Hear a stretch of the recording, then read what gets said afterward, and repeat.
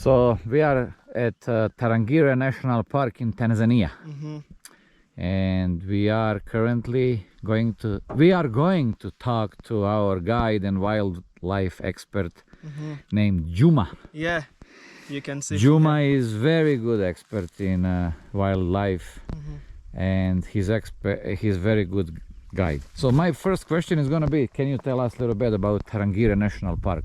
Why people need to come here, what to see here, and what's going on here? So Tarangire National Park, it's one of the very good national parks in Tanzania. And Tara, the meaning of the name Tara means river, and Ngire means warthog. So historically this was the river of warthogs, that before warthogs were a lot coming to drink in a certain river found in Tarangire. So one of the famous things out here, there are the lions and then the big elephants out here. Because of the area itself, it's more woodland, an area covered with a lot of vegetation, thickets, trees. You're gonna see lots of bulls, so it's one of amazing places for the people to visit. That's all about Tarangire. Excellent.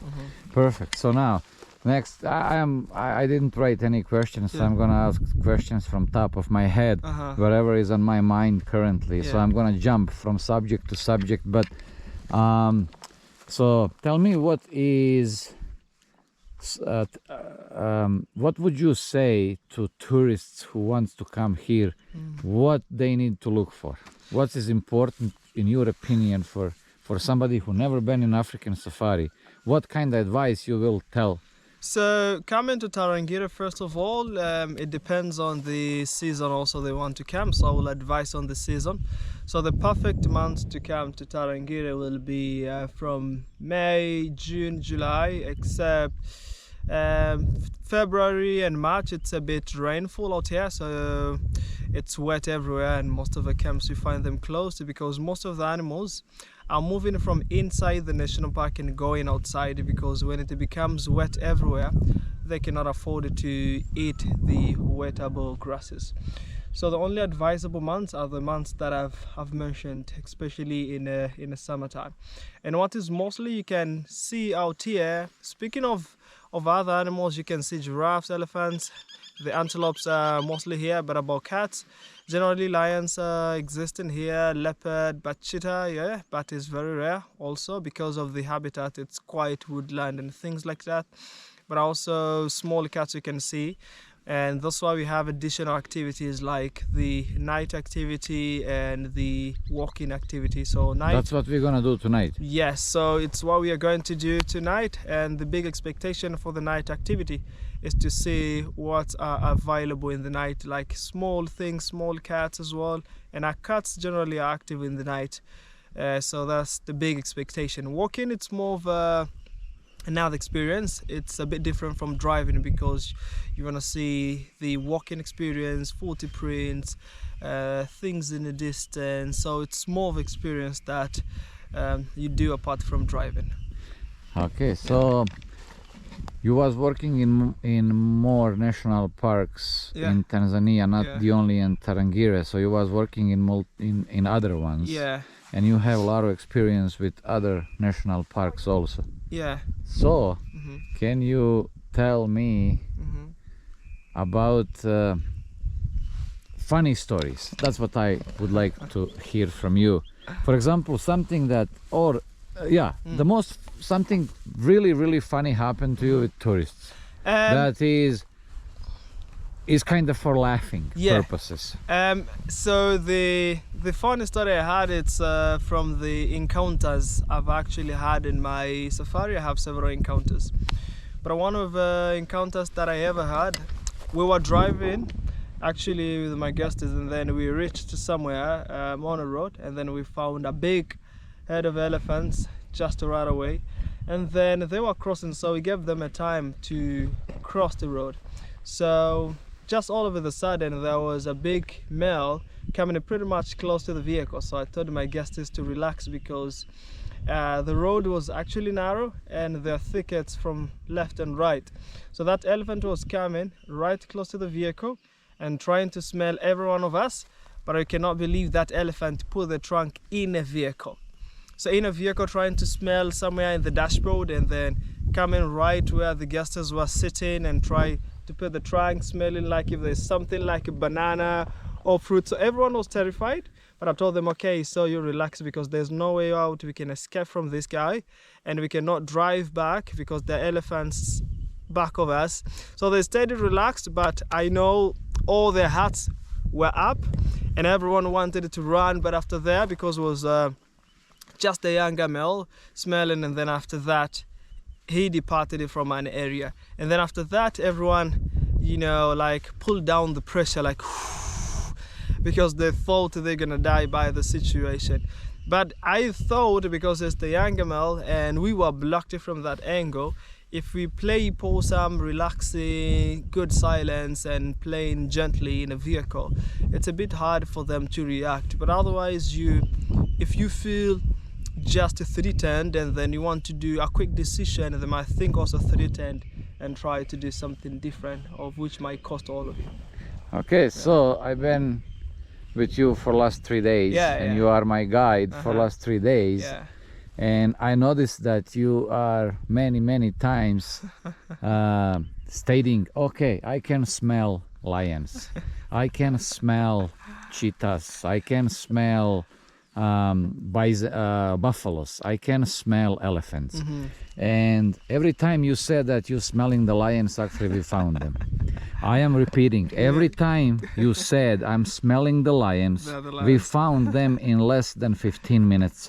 So tell me, how did you develop the so good smell of those animals? And what is your accuracy, for example, in percentage? It's actually funny thing, you know, there's something that you know in you, it's more sensitive due to in maybe better than other things that you got. There are the people who have got the very good eyesight. I see very well in the bush, but also the smelling sensitivity has to be a little bit high, because when you stay in the bush, all things have to be with you. You have to be a very good listener, seeing, smelling and things like that. So when we stay here a lot, there are the things and the smell sensitivity that we get. If you feel, you might recognize there's something going on out here. Even when you see something in the distance, you see a bit of a difference in the grasses, you might definitely know there's something going on in there. So anything I smell different, I can recognize there might be existence of something. Maybe I should go and check. So like elephants poop, maybe urinations, any animal urination you can recognize by the smell every time you pass nearby them. So you can easily detect this might be something, this might be cat, and then let me drive in here, and then all of a sudden you find there's something going on. So it's developed due to the time that you stay in a bush, of which I might tell you, I remember I told you at first, like, can you smell anything? You're telling me, no, you smell the air. So if you smell the air, means still the smelling sense to you is not developed, but I bet when you stay several days here, you'll be a very good smell of everything out here. Well, I don't think so, but let me ask you then this. This is my 4th camp. Okay. And you are my 4th guide. Yeah. And wildlife expert. So none of these previous ones ever stated they smelling anything. They didn't say it, at least. Yeah. Does not mean they don't. But they didn't say that out loud like you. Yeah. And you are the only one who actually said, I can smell it, and you finding it. Yeah. So you are smelling those animals like a hunting dog. That's amazing. Yeah. That's amazing. Everyone has something more developed in him. So yes. As a guide as well, here we use the same standards. That makes you amazing. Yes. Actually, that's outstanding what you did. I'll tell you a secret. Tell me. As a guides here in a company, we all have the same standards of walking.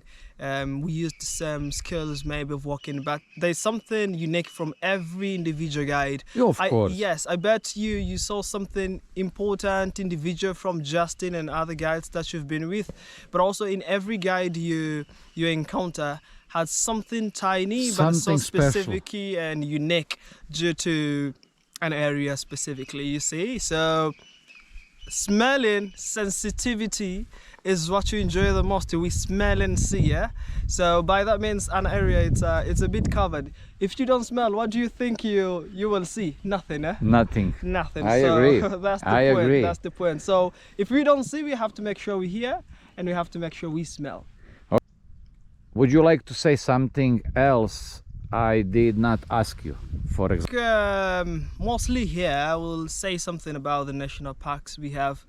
Every national park is specific. It depends on what the guests need. So every national park I can say is visitable. You go to Serengeti, maybe you expect the migration, international migration, you expect something.